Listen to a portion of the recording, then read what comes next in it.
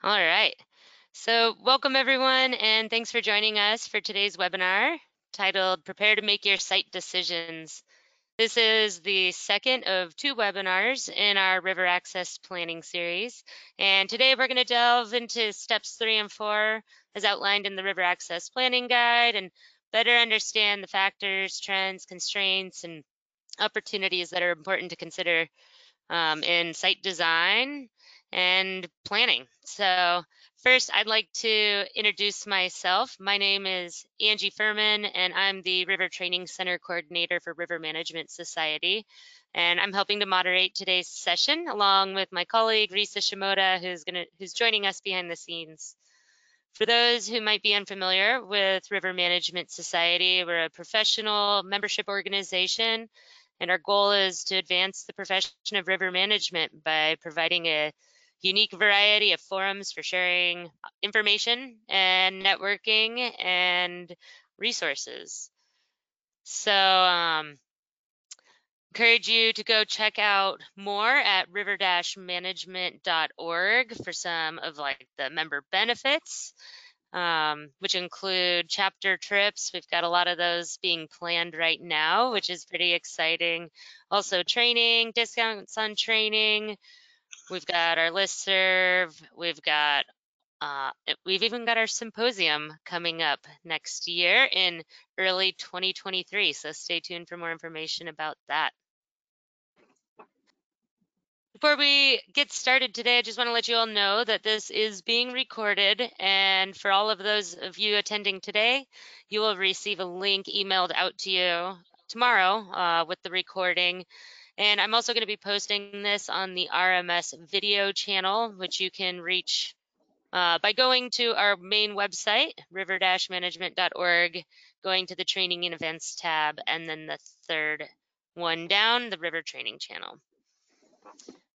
Once it's posted, you're also going to find some links to PDF copies of today's slides and the handouts that we're providing. Those will be in the video description.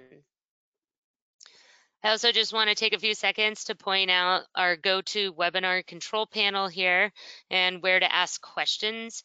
You'll notice that there is a question tab where you can type in your questions into that box, and we'll be taking breaks. We'll also be reading them out throughout the webinar to today's presenters. So ask questions as you have them there. And also you can see that we have a handout tab today where you can access today's handouts with our presenter information, just some great links to great resources, as well as the River Access Planning Guide. And I also want to let you know that we do have paper copies of the River Access Planning Guide available. So if you're interested in getting one of those mailed to you, just send your mailing address to me, Angie at river-management.org. All right. So next up, I'd like to introduce today's presenters. We've got Tom, Jordan, and Darin joining us. So I'm going to go ahead and stop sharing here and allow them to introduce themselves. So why don't we start with Darin? Good morning, good afternoon, wherever you may be. Darin Martens. I'm a landscape architect and working as a liaison in the state of Wyoming with Forest Service, the DOT, federal highways, and seems like I've been kind of an ad hoc Park Service RTCA program helping on several projects, and a longtime boater. Happy to be here. Thanks, Darin. Go ahead, Jordan. My name's Jordan Secter. My background's in landscape architecture. I'm the visual resource scientist with Argonne National Laboratories. I've been involved in recreation resource planning and design for many years, working on FERC relicensing projects, and which is to addressing access to public resources for recreation activities. And I look forward to. I'm a rafter and a whitewater, a whitewater rafter, and I am a sea kayaker located here in the Pacific Northwest. Hi, and my name's Tom O'Keefe. I'm the Pacific Northwest Stewardship Director for American Whitewater. We get involved in a lot of projects negotiating river access in different places. And some projects turn out awesome and some projects are terrible. And so I got together with Jordan a few years ago in River Management Society and the National Park Service Rivers and Trails Conservation Assistance Program to see if we could develop some accessible materials to help shift more projects into the awesome category. And I feel like we're having some success with that. And we've been able to create some tools that are useful and being used. And I'm here today mainly, for the color commentary. I gave some presentation last week, or last session last month, but I'm here to just add some additional context and information about some of the stuff we've been working on. But thanks for joining. Well, so thanks again for joining us today. Again, this is our second seminar. Today we are talking about the River Access Planning Framework. Like Tom had said, Tom and I we are co-authors on the development of the document, of which we talked about the first about phases 1 and 2, steps 1 and 2 last time, and today we are focusing on steps 3 and 4, analyzing recreation setting characteristics and evaluating sites and selecting a preferred alternative. I guess to start, what we'd like to do is just kind of give an overview of how to think about these steps. Like I said, in steps 1 and 2, we're looking at, assessing and summarizing existing conditions and establishing a desired outcome. And what those are doing is really, thinking again about, where are we, where's our river system, who's coming, how is it currently being used, what are the issues, and then thinking about stepping back and just thinking about who's recreating here, and what ways, active and passive, in terms of active and passive recreation, and what are the types of desired experiences that people are expecting, and are they getting those, are they able to achieve or have those types of desired experiences currently? If we are, if we could change things, what would that look like for them? It's also, and this, this needs to really inform the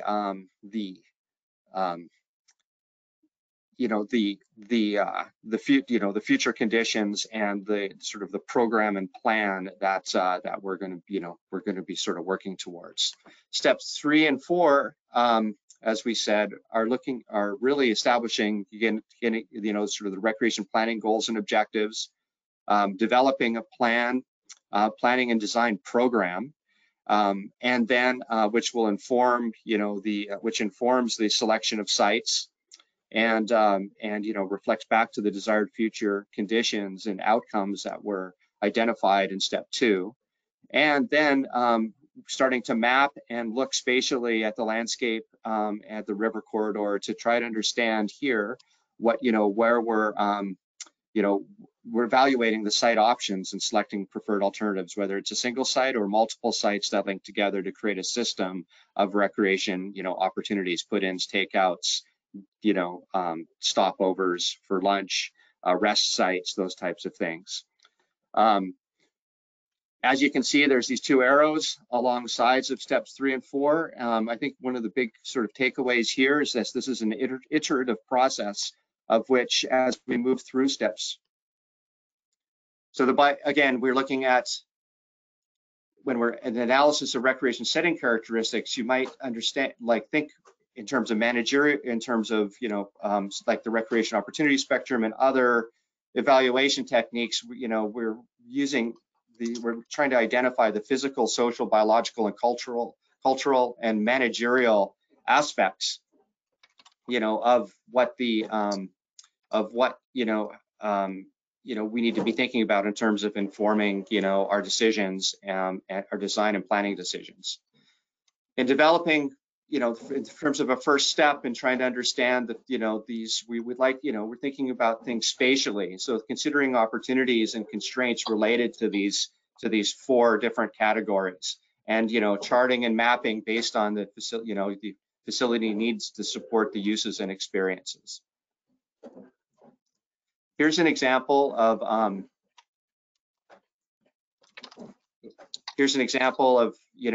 of people getting together and, on the Nooksack River up in Washington, and, again, starting to think about mapping these, these things spatially, like where are existing sites? What are the behavioral patterns? Who manages these sites? It could be, State Department of Natural Resources, or, it could be the Forest Service, or a county park, or maybe there's a utility, Seattle City Lights or somebody, or a utility that has a site along the river, and that could potentially be used to access the river. This is also, trying to understand spatially the social patterns and behavioral patterns of people within the system. Next, so thinking about things spatially, it's starting to think, in terms of understanding, what's the physical characteristics of these sites, not just in the existing condition, but how developed, do they need to be to meet the desired future conditions discussed in step 2. So one of the things here is, thinking about, like in terms of using, like what are the characteristics related to natural, how natural is the site, how enhanced, does it have to be somewhat developed, or fully developed and constructed in order to meet the, sort of the levels of use, right? Like I think we talked about in the first seminar, these, our core elements. So one of the things is, how many people are going to be there, and, is it right up against a road, or is it, in a backcountry setting, so what are the facilities needed to support the desired, experience at that site, and to protect the resources, both natural, physical, cultural resources at that place. I think the big takeaway lesson here is is when thinking about this, you would want to crosswalk to, there's a crosswalk to different regulatory planning guidance that we need to come back to, such as the recreation opportunity spectrum, which is a planning level guidance for which dictates natural, enhanced, and constructed within Forest Service recreation plans and zones. And I think one of the things here is to think about, how relevant is that designation, and because we're going to be pushed to, to meet, that planning guidance, both, within a recreation setting, specific recreation setting characteristics communicated within that guidance. We can talk more about that, but again, this is on the Willamette River, so this is understanding that here's sort of a takeout that's only available. It's a rest site within a long paddle, along the Willamette between Eugene and Portland. This is kind of a midway point, but at low water, the sandbars are revealed, and it's a nice spot to pull off, get out of your kayak or canoe, and have a rest. It's identified as a spot on the map. You have to understand the system, and and when that place might be available for as a rest area, so you can plan your trip. But here there's no facilities to support the actions, just a designated pull out. An enhanced site may be just enhancing a user created trail, regrading, graveling, making it more accessible to meet the needs from the parking through the vegetation, and keeping people on on the trail down to the river to the access point, or or as a takeout. Or constructed, we have a constructed setting here, which is a multi-purpose parking area, boat ramp, restroom facilities, maps, kiosks, the whole bit. But this would also be tied to a designated probably multi-use park area as well. So the social characteristics here again. So thinking about like the social setting, you know, what's the desired social experience? Is it, you know, thinking about solitude, or is it more of a community, you know, like a more integrated social setting? What's the capacity of the area of the site to absorb the use? You know, because of the size of the site, its location, its constraints between the river and a road, you know, is it, or is there sort of a forced, you know, or can we meet the desired social conditions that we're talking about? You know, again, here's an experience that's, you know, a backcountry experience, hiking in, you know, through the backcountry with your boat, you know, to put in sort of a moderate, you know, integration. Here's a multi-use boat ramp at a county park, where, you know, we're thinking about what the interaction of the people are going to be, but also potential user conflicts, right? So here's a boat ramp. If somebody was to pull up the boat here to like a motorboat to launch, where you have people staging to access the river in their canoes and kayaks, you might have some user conflicts. There's different user needs associated with the access point that are not being addressed in this photo. But just thinking about what the, you know, there's positive and negative social interactions between different uses, and also between the, you know, the you know, the specific users themselves, right? Then there's high potential for major use interaction. Here's a river in Texas where, you know, people are escaping, you know, they come to the river with their tubes, obviously on a hot day to escape the, you know, the humidity and heat. You can see this is, there's a lot going on here, and you need to understand sort of what the relationship of the people to the social setting and experience would be. Lastly, we're thinking about, you know, the biological and cultural resources. You know, where, you know, what are the sensitive species on the sites? Are there any designated cultural resources that need protection or avoidance?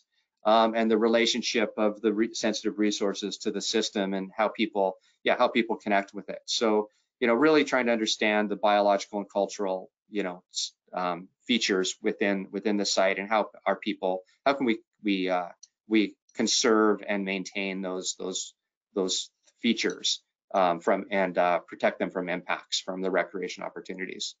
In the Pacific Northwest, we have salmon in the fall coming up the rivers. So, you know, how does the recreation activity relate to the fall salmon runs, and where's their potential impacts or effects associated between the two events? Cultural resource sites are located all over. The Native American cultural resource sites are located all over the United States, and need to be avoided and considered in terms of their placement and location within these especially river corridors. If we can create our access points in a way that avoids these features or moves people away from them, so there's no interaction and they're protected, something that we need to consider. And then there's a relationship between the sensitive resources and the system. So, you know, just think here, you know, this is, there was a dam removal, and, you know, it's just a dynamic system where the river's moving from side to side and reestablishing itself within the context of the system. And then obviously the managerial, which is understanding the regulatory framework and plans and communications, you know, and communicating through signage, and also thinking about health, safety, and welfare, you know, the public safety policies and security along the river. So how, you know, are there MOUs between the local county sheriff's office? Is there a boat, you know, like that's patrolling the river or patrolling the access points, especially during off hours? Tom, did you want to talk about this example?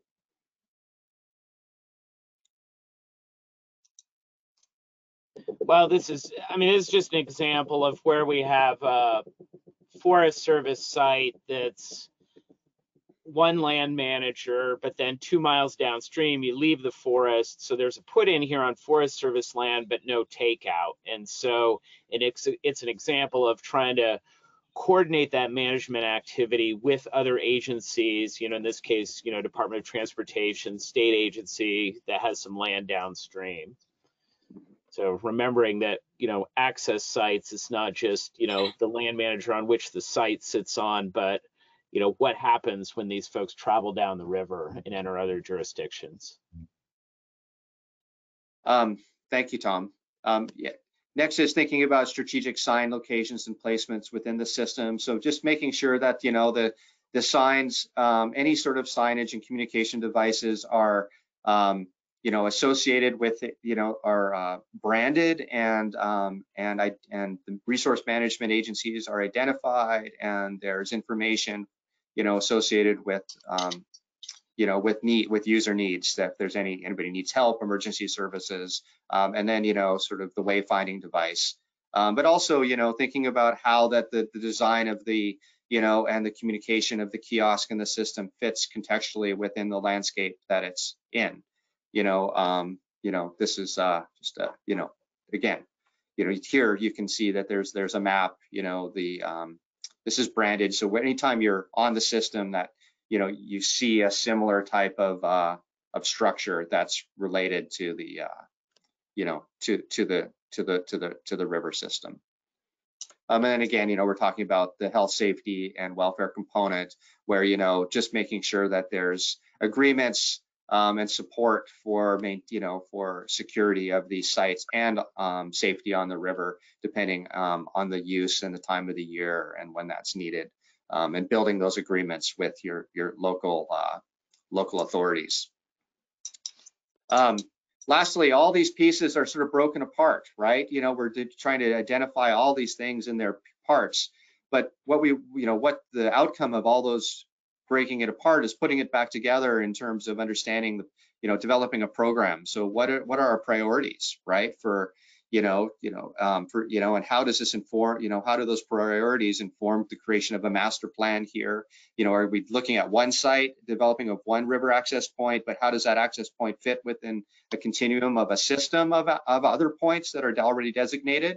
And what does it do differently? What type, right? Or is this multiple points that are, you're creating sort of a river trail, and again, a series of takeouts and put-ins, and what are the facilities and user needs associated with each of those opportunities?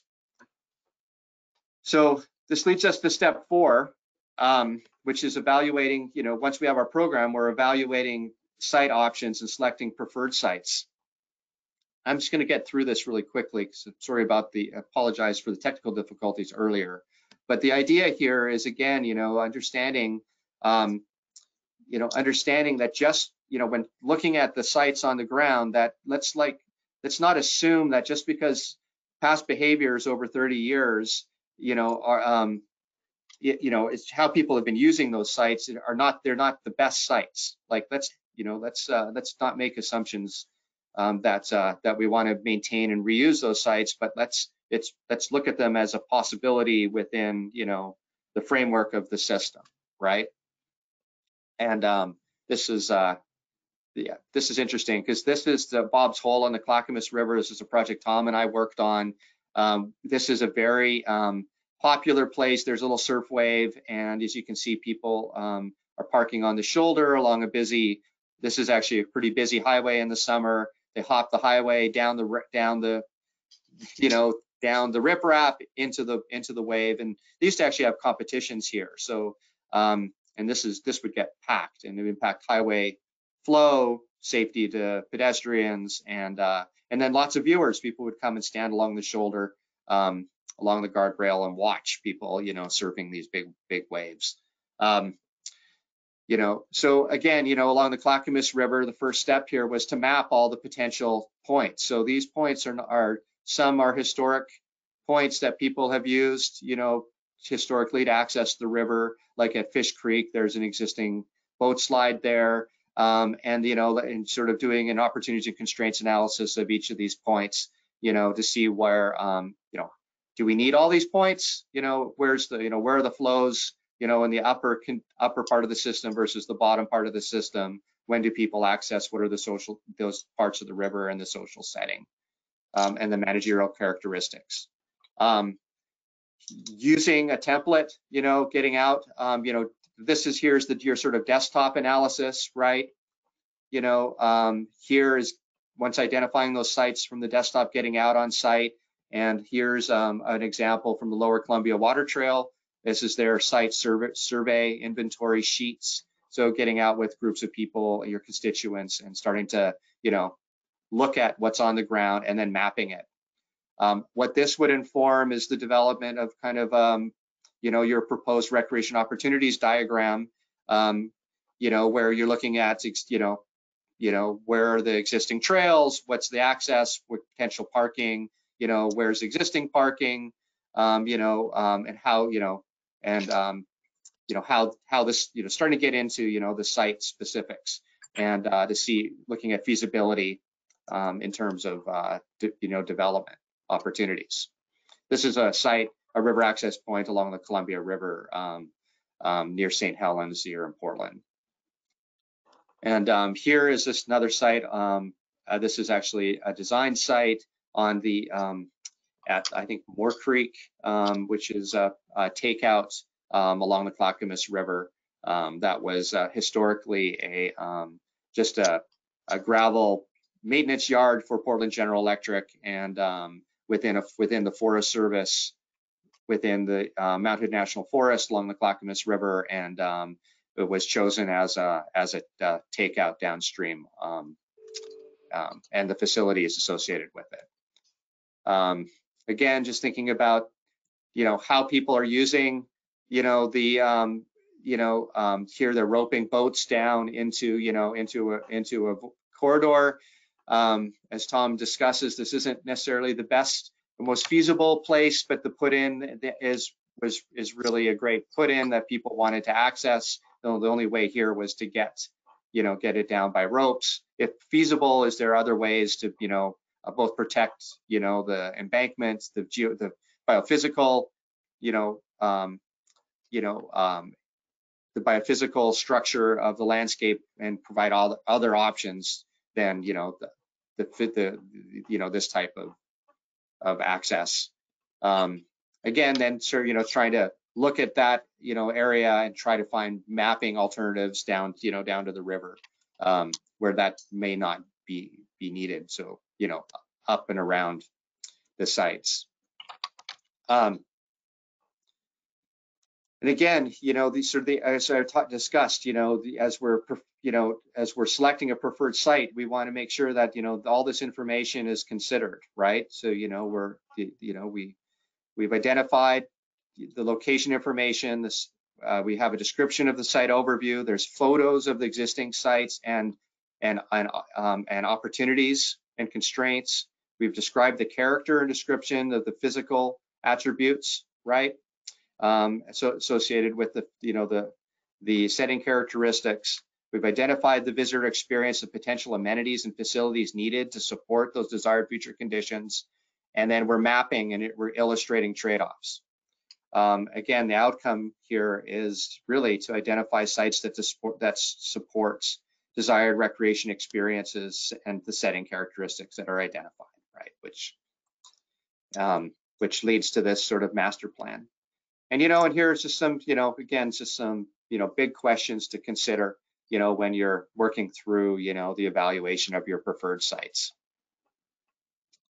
Again, thinking socially, can we provide barrier-free or universal accessibility to be addressed? So these are, it's very specific, but at this point, we're starting to think about how these, can these sites, can we design and develop these sites in a way or to a level that supports the type of user experiences and breadth of people to access and community these locations? So that's sort of an overview. Next, Darin's going to get into some really great sort of examples of case studies of work that he's done on the ground. Great, thanks, Jordan. I'm going to keep my video cam off. I just got the threat of low bandwidth. So hopefully this will keep the tech moving forward, which I've been struggling with the last week with my laptop. And Angie's going to be driving the slides here. So I've been working on this, and I'll preface this. When we got together on this presentation, and Tom and Jordan and I, Angie, Teresa, we're starting to talk about the pre-RAPG process. There's many planners, landscape architects, others that have been doing this for a long time, and as Tom said, some have done really well, trying to move more towards the awesome category, some not so well. And really what RAPG does is provide a process and guidelines to get us to a better end product. And with that, there's worksheets for these steps, things. It's almost a great tickler. There's boxes we could check moving through that process.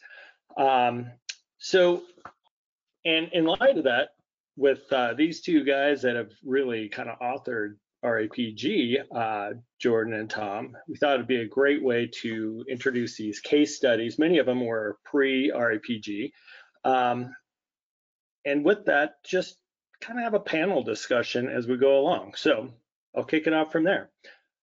When I first went through this guideline, I decided right away I wanted a summary in front of me. So I wrote it up like this. That's what you're seeing on the screen.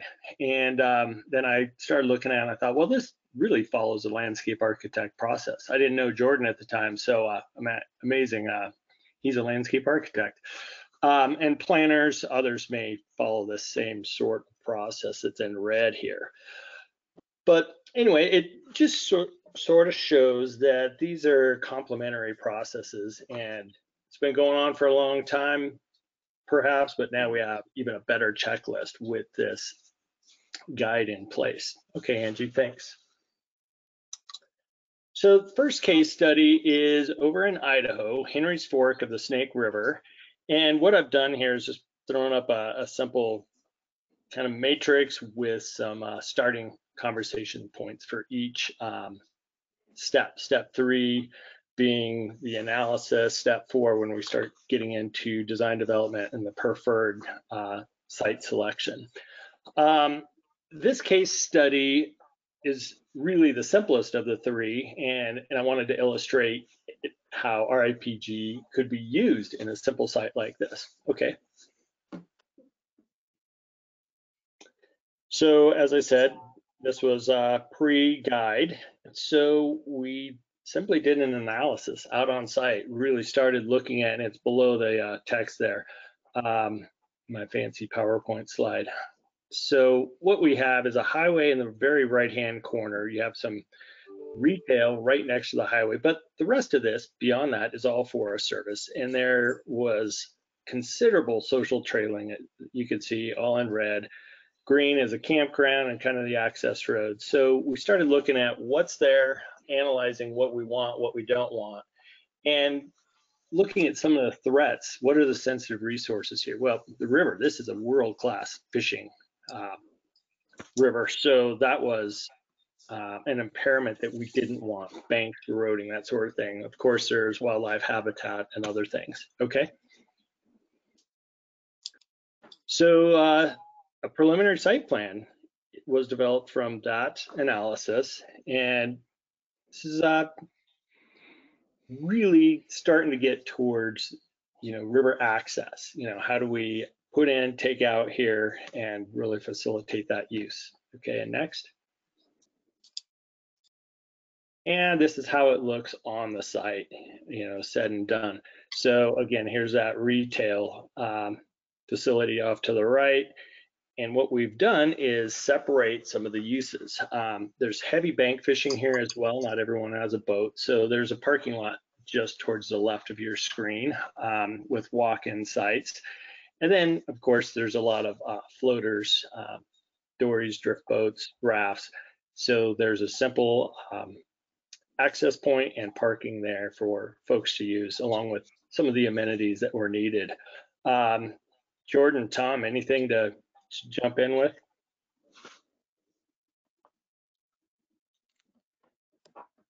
I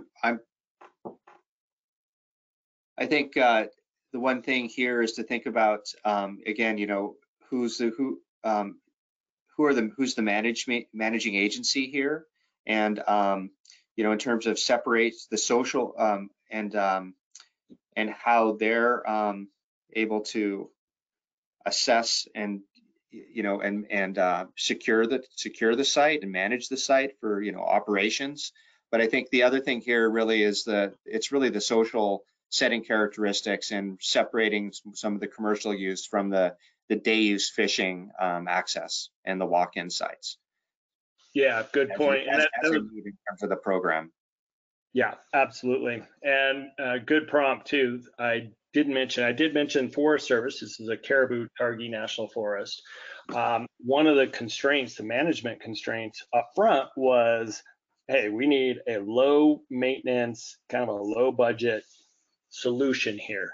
We can't gold plate this. It's, ended up being a dirt lot, really simple access that protects the resources and the recreation opportunities there, but that would also be low-term or long-term low maintenance for the Forest Service. So yeah, good point. And next, Angie. So when we first started talking about this last fall, I brought up a case study that didn't start out so well. It almost went south. It actually turned out pretty well in the end, but we had some challenges. And I think it was Risa or Karita said, oh, that would be great to share. So could have used the RAPG here 5 years ago when this project was going on. Maybe it's a little longer ago than that. So this next site is South Park access on the Snake River. It's just south of Jackson, Wyoming. And a couple of the considerations here in the matrix. There was a developed area here already across the river. It was on private property.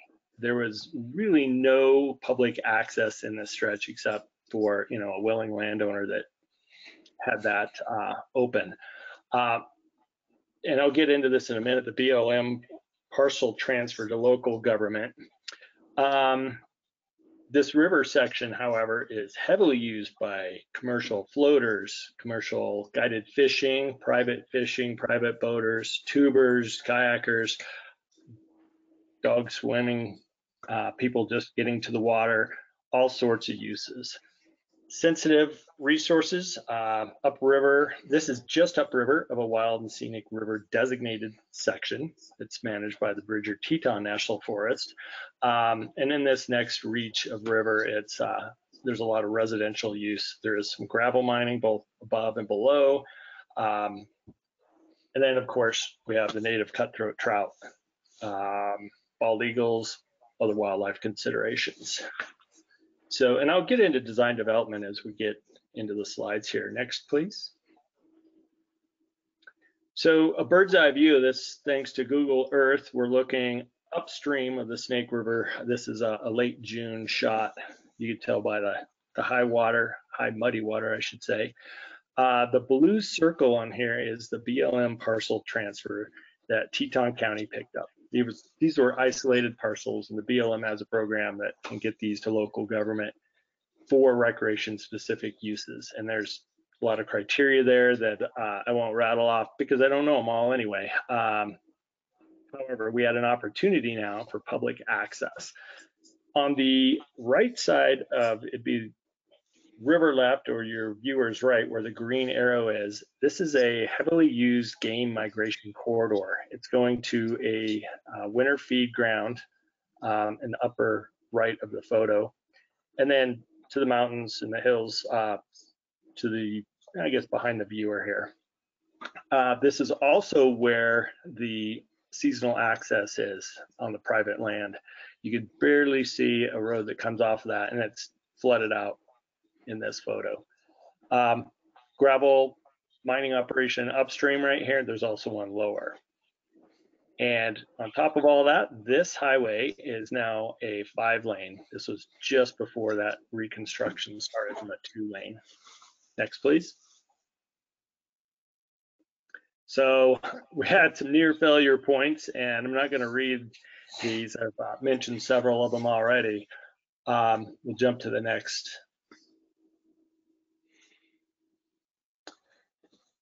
The county that got this parcel, they called me. I know the director of Parks and Rec said, "Hey, we're now river managers," which was new. They manage ball fields, hockey rink, things like this. So river management was a whole new challenge for them. And with that, there's a lot of local pressure to keep getting what the locals were used to getting. And that's both commercial and public use. So we started analyzing this site. It wasn't really feasible on the left-hand side of this drawing. That's the upstream, and right above phase one. Access didn't really work there. So we're looking at this other side around the bend. Had the water, and there's some opportunity here with access. So this is part of that analysis, the step 3, what do you have, and analyzing what you want. Next slide. That works up into a concept plan. So here we're really starting to define, here's the access route. These bubbles are potential uses in the program, as Jordan was saying. Parking, restrooms, where's the ramp? Do we separate ramps, larger boats, commercials, and then also smaller craft, all those kind of considerations and conversations that you need to have in the process with your planning team and the public. Next, please. And so then we started to get into alternatives. Here was one of our tripping points. There were preconceived notions. They were political in terms of like where the ramp needed to be because of some private residents that may not like it, things like that. So we had to kind of work through that. And what we also did is knowing a lot of the local guides, they're also ski patrolmen and, fellow river enthusiasts. I was able to share that with a lot of these folks that really made this process go well in terms of input and involvement. Like, hey, here's what'll work, and yeah, that ramp where it's at is kind of a high tech, quick maneuver after bridge pilings, trying to make it in there. And so that was good that the county was hearing this from more than one person. Next, please.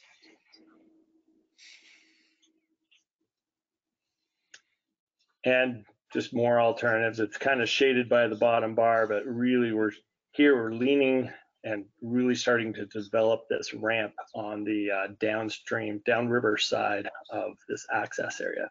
And next.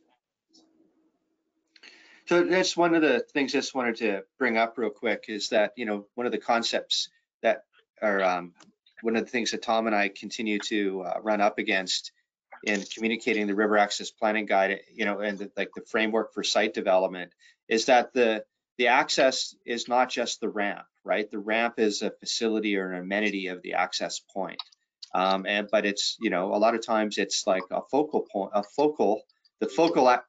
point of the access, right, area, right? There can be a lot of activity at the ramp itself, and that's why thinking about, where is it going to go, and then where, and then there's all the issues associated with the ramp itself, undercutting, where it sits on the river and being placed in the right spot. So having, like Darin said, having, like actual river runners and stakeholders, helping, field fit some of the amenities and the components with the engineering team and design team on site can be really beneficial to, looking at alternatives, right? Absolutely, yeah. Thanks for that point there. And to add on to what you said, Jordan, the access point, yeah, it's important. People are putting their boat in, taking it out there, whatever. That circulation to and from that access point is critical. You don't want pedestrians crossing right in front of the ramp. So you have to be thinking about all those things. The other circulation problem that we had here, and in the middle of this drawing, there's kind of a dashed line under the highway, which is that it's right now a skinny white strip that ended up being 2.5 times that. That's the highway. Yeah, thank you, Angie. So there's typically on the other side of the river, there's probably a fatality every other year or so because the 2-lane highway, someone's turning, their turn signals don't work, whatever. So there's a lot of accidents there. this came up with the public and a lot of the river users in this area. So an underpass was actually built under the highway with this highway construction project. Good timing. So now really you can make right-hand turns into the site, go under that underpass and make a right-hand turn on the other side of the highway if you so choose. So much more accessible by everyone from either direction. So this plan, we had only a couple weeks to kind of put this together. Our goal was to get it in for some state funding. There was a game and fish grant source, and we did get a $680,000 grant.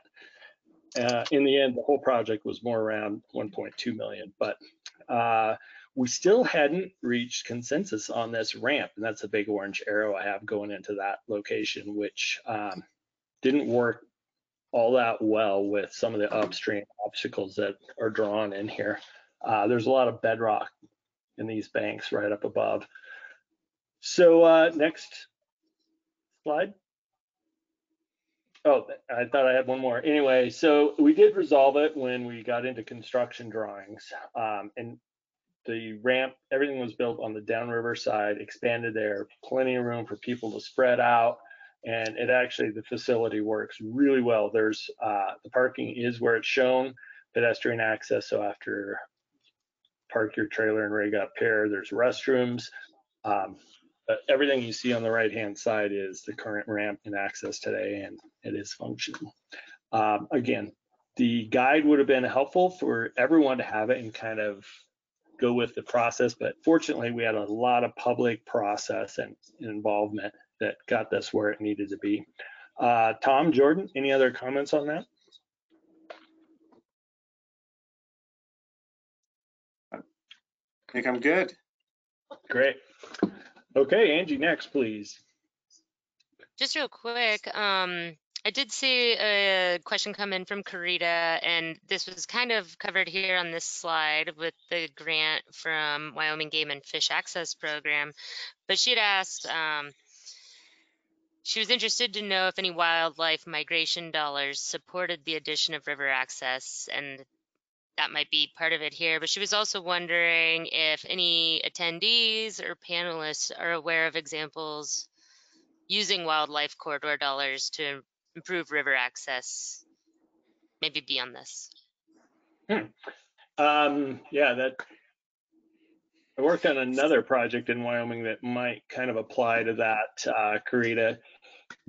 On this project here, the north side of the river is where that daily and seasonal migration is going back and forth. And we're talking mule deer, white-tailed deer, and primarily elk. That's the big migrating species. And then also just moose that live in the area. So they are using that corridor under the highway, even though it's kind of a dual purpose in the summer with some rec access.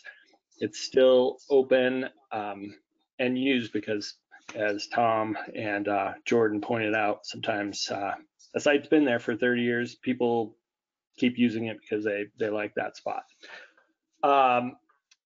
Wildlife, in terms of wildlife,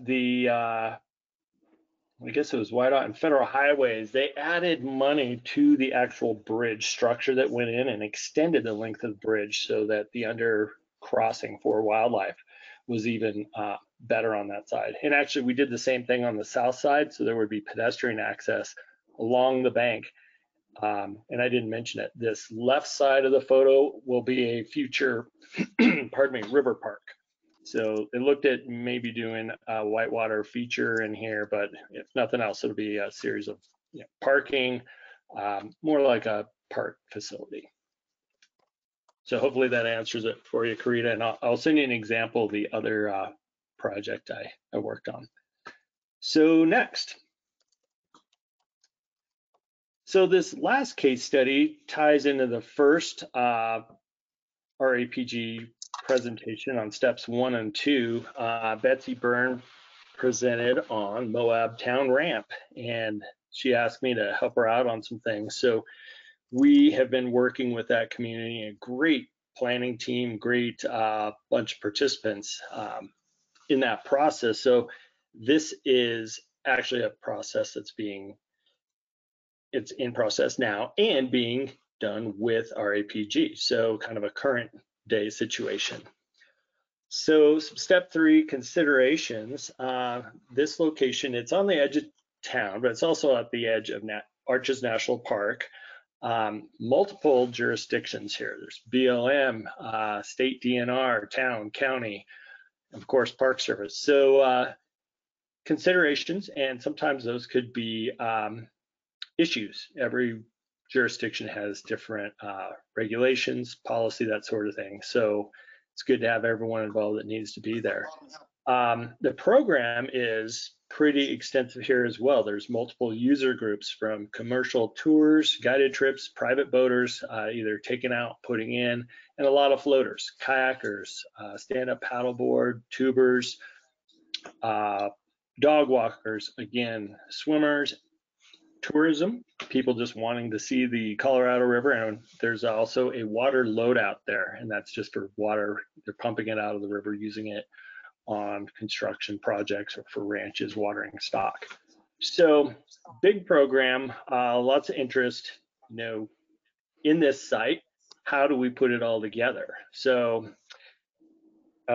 leading up to design development in step 4, the process, it was really well put together between Betsy and the county, Grand County there in Moab, and then with all the other stakeholders in terms of how they were going to get there, what they were after, the inclusive and equal access that was wanted, and getting all the users' interest, into this conversation.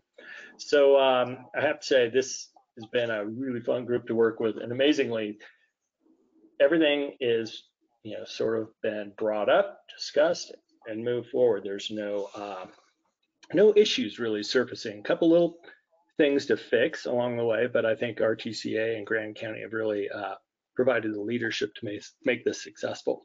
Next. So we had a workshop, the sunny but chilly day in January, and really started looking at the site and collecting all the information from a wide range of participants.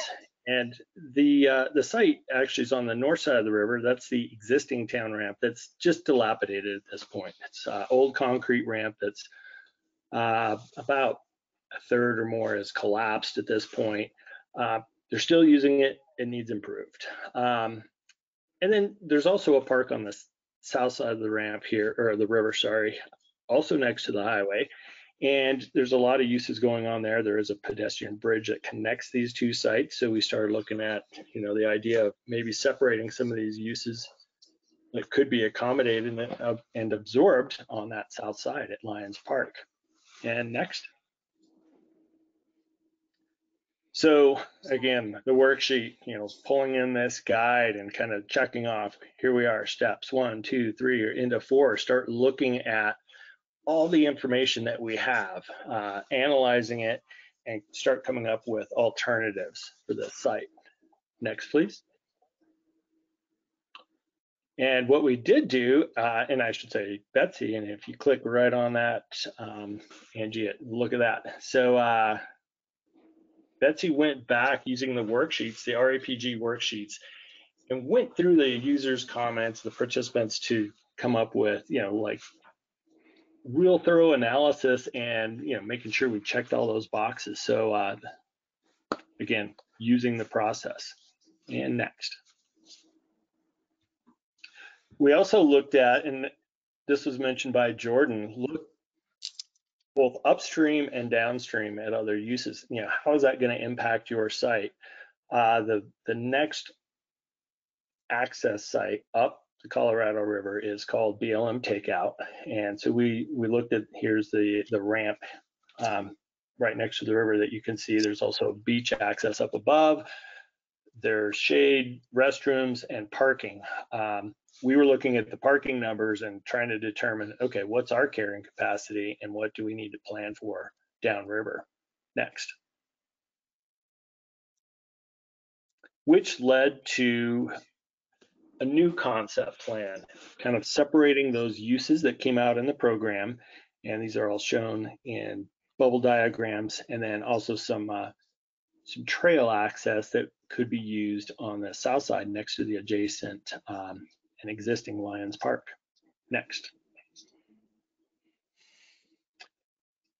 We really started to get into analysis and discussion of the access too. Really trying to look at the fluvial geomorphology for that term. Great course by RMS, by the way, last fall. So if that comes up again and you have interest there, you might want to jump on that.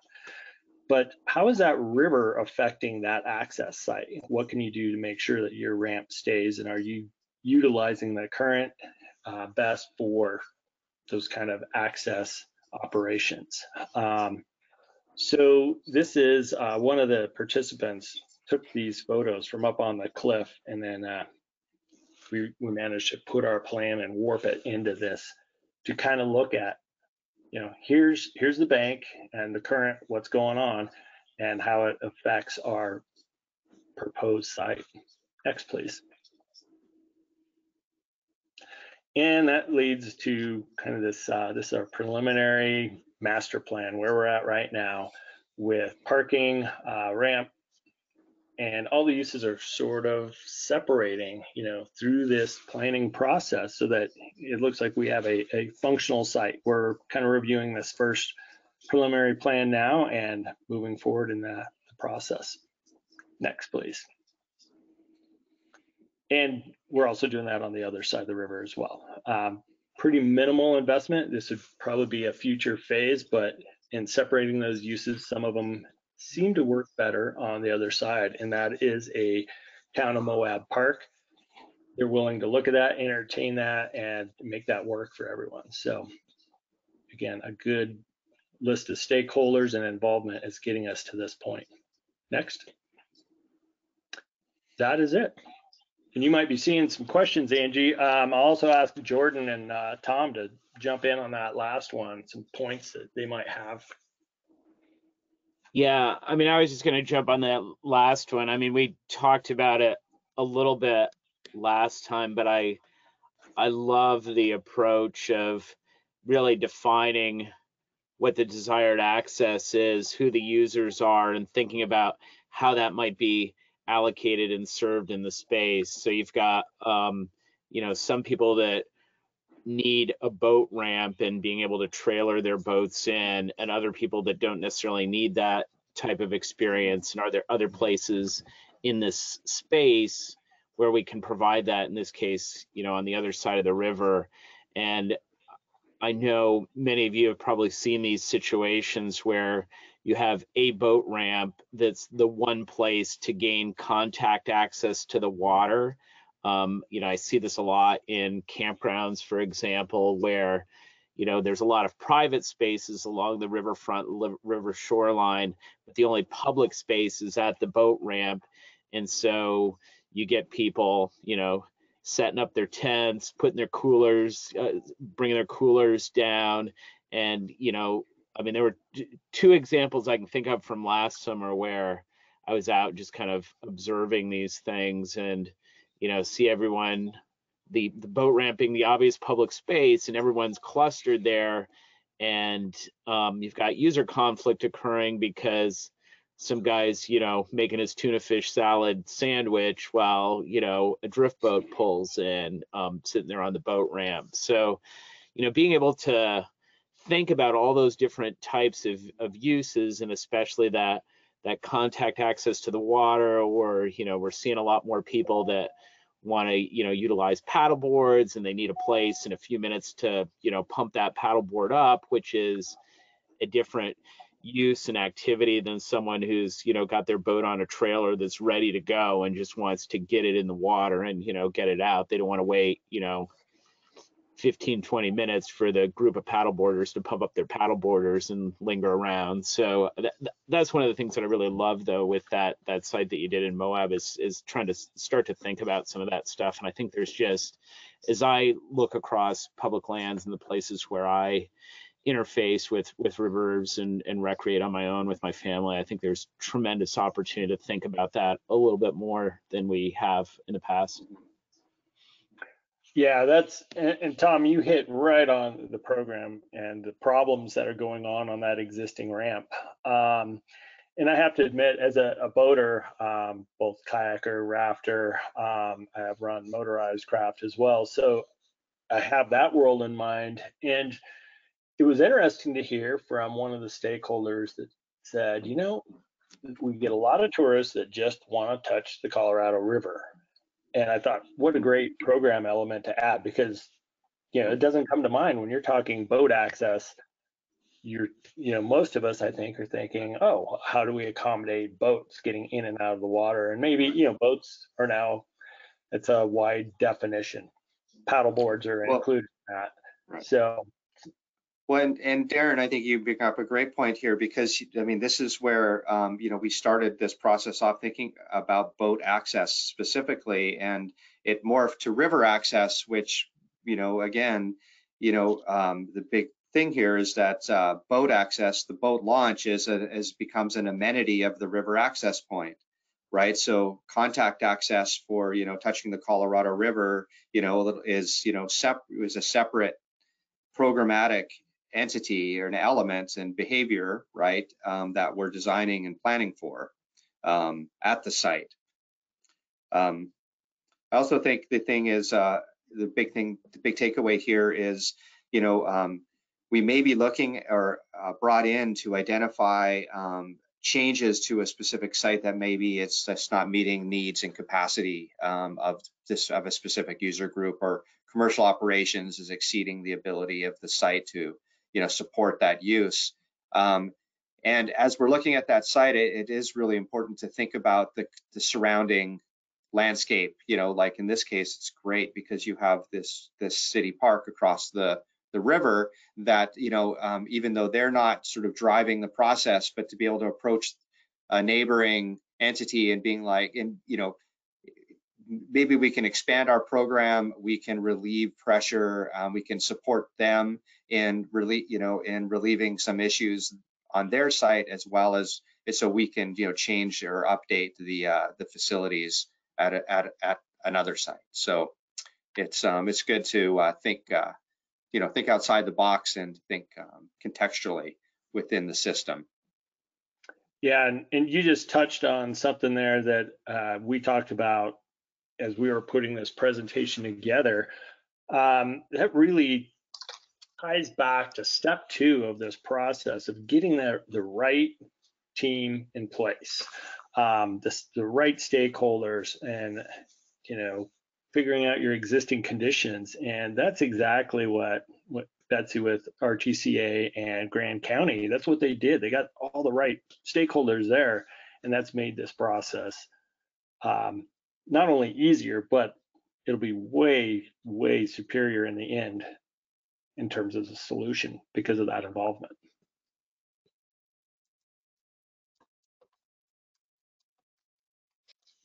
So I just want to remind folks that if you do have any questions, you can type them into the question box.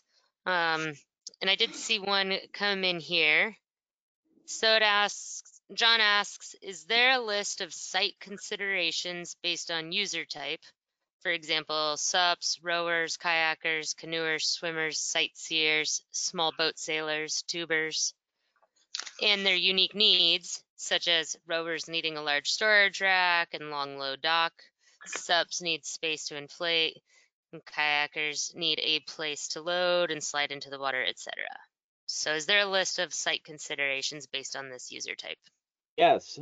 So in Appendix D of our river access planning guide, we had a couple of folks with the National Park Service RTCA program, a couple of Wild and Scenic River Fellows work on this, and we've got a section in there that's got a full page on different craft types. So whitewater kayaks, recreational kayaks, oar frames, paddle rafts, inner tubes, pack rafts, and because one of the things I was encountering, or I have encountered, is especially when I'm talking to people that may not be as familiar with craft types, when I say we need to build a recreational facility or facility for access, a lot of people immediately jump to, paved parking lot, concrete ramp, a CXT toilet,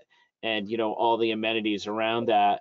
And there are, there are places where, we don't need that level of development. And so when you start to, and that's why, with these first two steps, what we really wanted to do, in this guide is really sort of define those uses and activities and what's occurring at those sites, the frequency, the timing, all those things.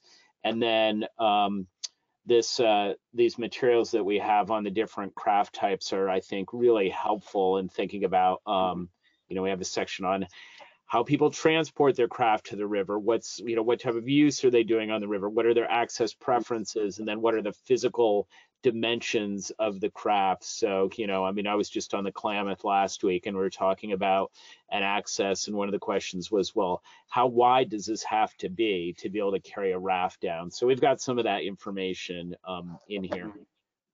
Right. Great.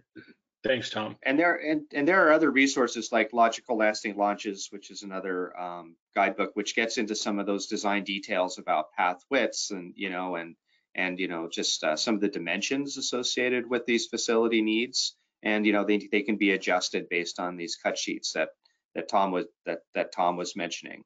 But I also want to just make sure that we remember that that as we're thinking about like the actual craft and the user needs, and Tom brought up a really good point about the level of development associated with these sites. And this, I think this is where, in step 3, we're really saying, like, look at the regulatory frameworks, look at the planning guidance associated with that, with the agency, like the Forest Service example with the recreation opportunity spectrum. And if that guidance isn't commensurate with what we're hearing the constituents, need is, or that like that the level of recreation use within that area has changed or come up dramatically, because recreation and river access is extremely popular now, and some of this planning guidance within the forest plans have not been updated for a while. So we need to make sure if some of those things need to happen, like plan amendments associated with the forest plan, so that these designs can be more appropriately developed for the user need and the sites. Yeah, good point, Jordan.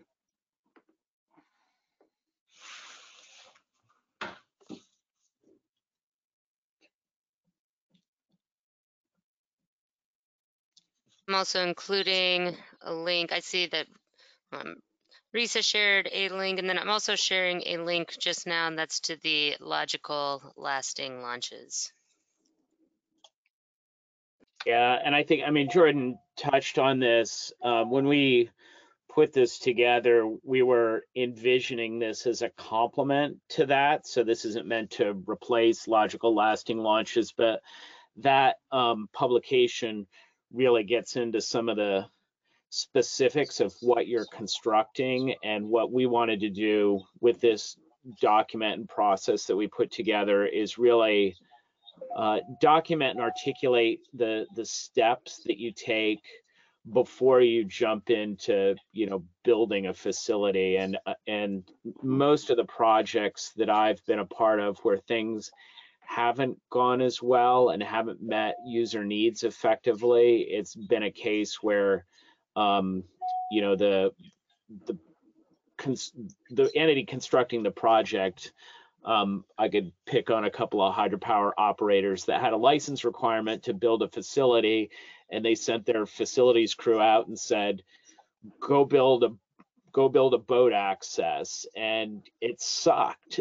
And so they may have kind of followed, built something that met all the specifications of a boat ramp, but they didn't do any of that those initial steps in the process of kind of figuring out user needs and defining all that on the front end. So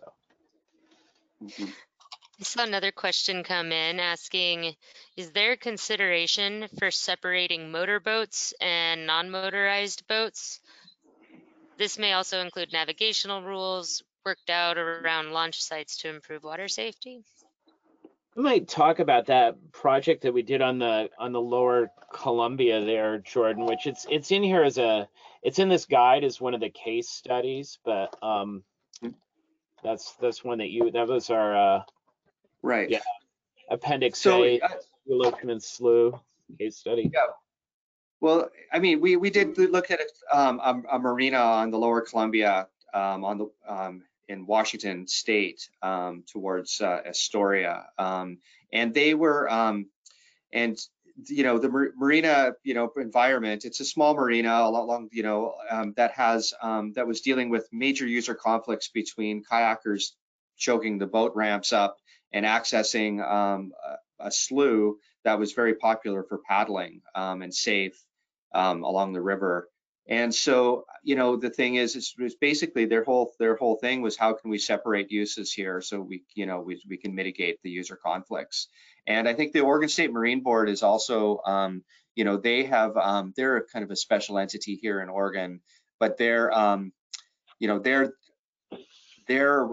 around to support motorized boat access, but they have had a lot of pressure on their facilities for non-motorized use or paddle sports, and they're also needing to mitigate user conflicts by adjusting their sites by and it's simply put, they have a lot of parking lots with concrete boat ramps where constructing a trail from the parking lot to a small beach and gravel beach launch can sometimes be just enough to offer the paddle community what they need to launch into the river. The thing is that you have to look at the distance between the parking, how far you have to carry your stuff, or those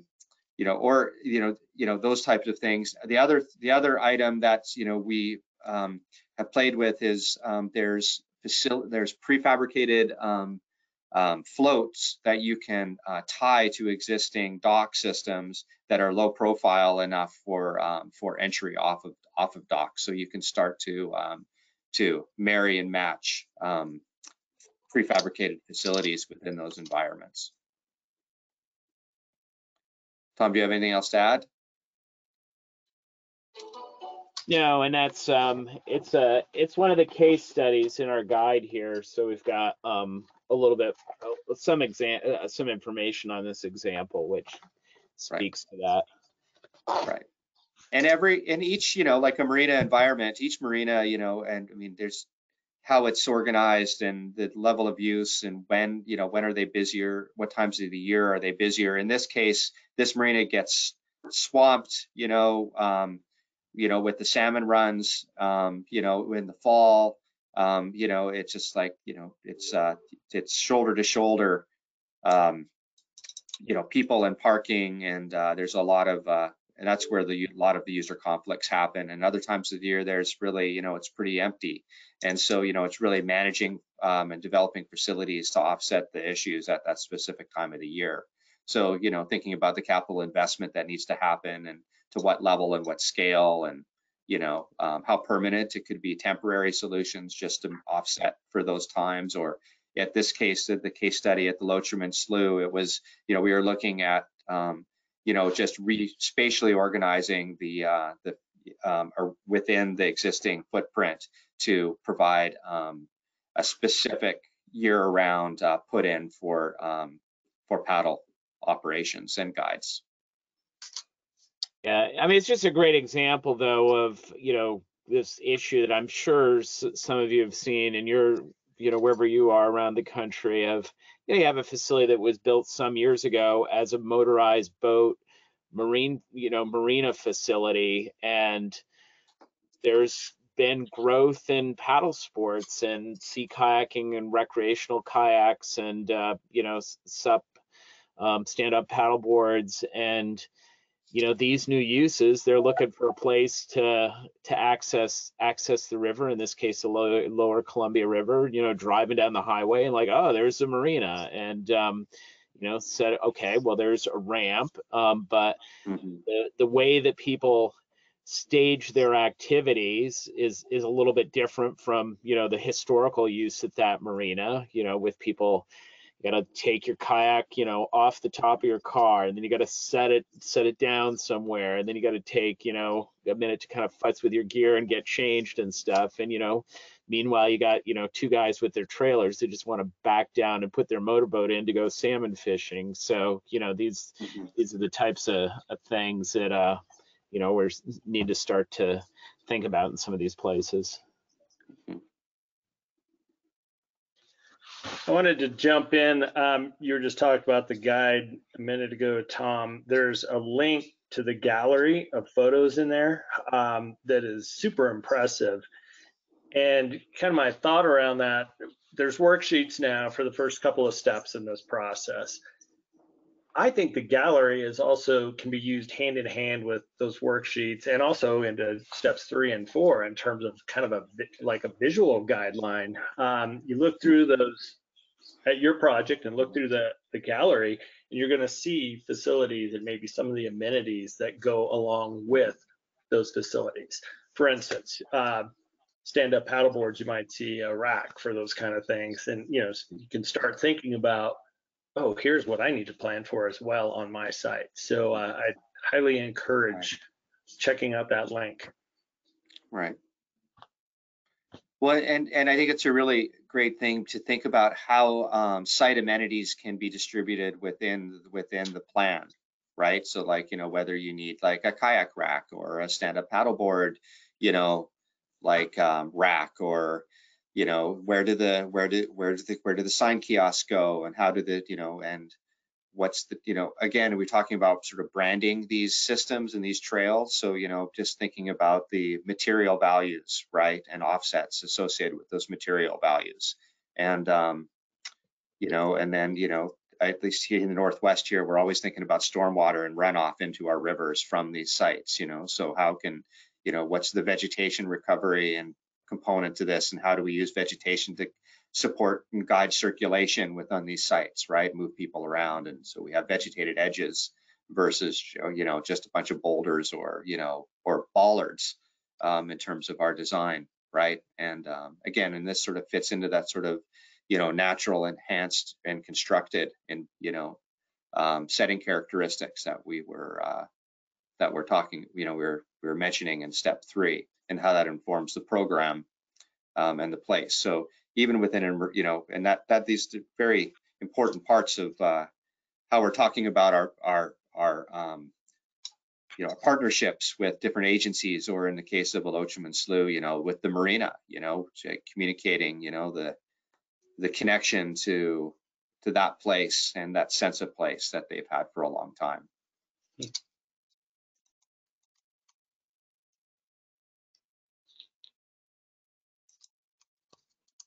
Well, we've got, oh, go ahead.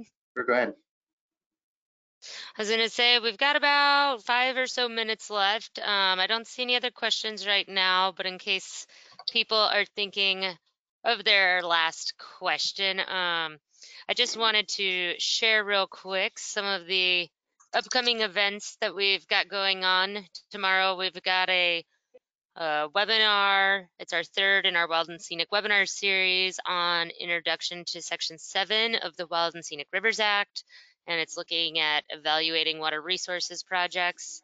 Also, at the end of towards the end of this month, we've got a really great river management roundtable coming up, and in a way, it reminds me to some of the conversation we were just having about different uses of the rivers and how we might be boaters, but that there's different types of uses. For example, just wanting to go and touch the Colorado River. And so we're going to be looking at how recreators who are passing through tribal lands and non-tribal waters can support those traditional activities as a fundamental component of river uses. And so we're going to hear from a speaker, Jen Rice, and she's going to be talking a little bit about her experiences on the Klamath River and the intersection of recreators or boaters and traditional activities. But I think the conversation can be applied in many locations.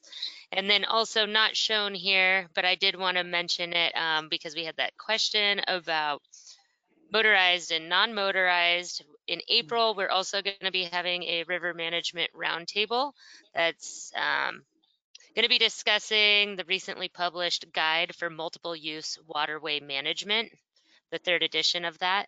And so we're going to be looking at waterway management. What does it mean? Why is it so complex, especially when you have lots of different types of users out there, from motorized to non-motorized. So just wanted to highlight those opportunities that are coming up.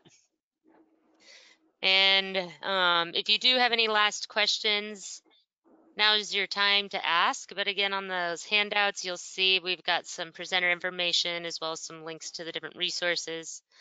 And I would just like to highlight one more time that if you're interested in a paper copy of the River Access Planning Guide, just go ahead and shoot me an email with your mailing address and we will send that out to you.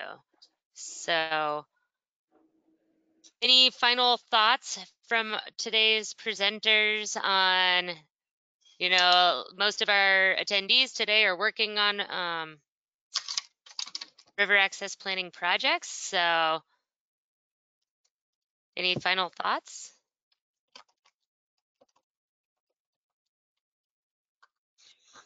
I'd say use the guide, and of course, I think our presenter information emails and that are going to be shared. So reach out, you know, if you have questions.